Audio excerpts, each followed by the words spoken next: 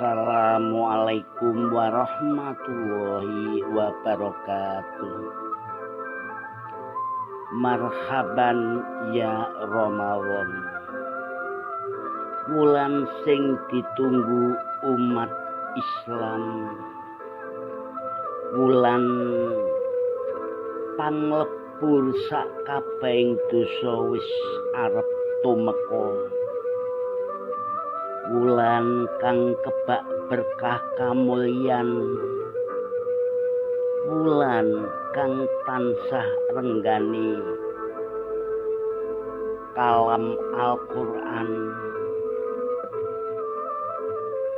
Amarga kuwi kita tansah gembira mapak tumekane, nanging kita uga sedih yen ditinggalake.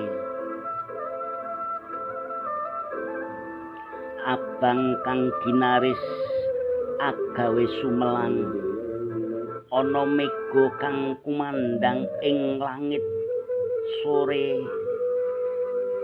katon padang jinggrang branang,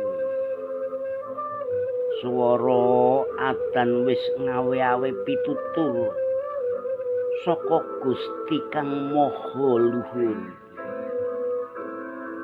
Janma eling sembah matur, tandane rasa syukur. Bapa biyung putra wayah padha lumebur dadi sawiji kanthi pasuryan kang edipeni amarga wektu buka wis tumeka iku anane ing wulan pasa. Duh Gusti Allah ingkang tansah paring pambiji, tumurunaken asih panjenengan wonten ing raga kang cidra menika.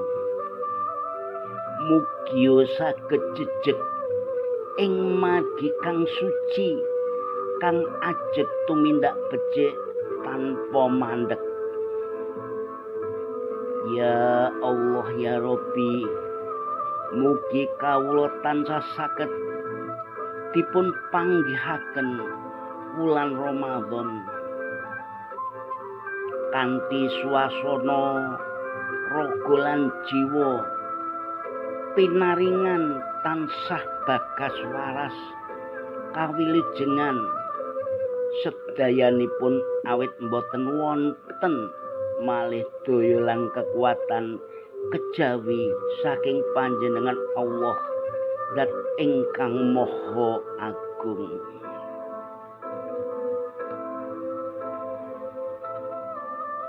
Man soma Ramadana imanan wahtisaban ghufira lahu mata khodamat min dzanbi. Sing sapa wonge poso ana ing wulan Ramadan kanthi iman wahtisab, Allah bakal ngampuni dosa-dosane sing wis kepungkur. Akhirul kalam, wassalamualaikum warahmatullahi wabarakatuh.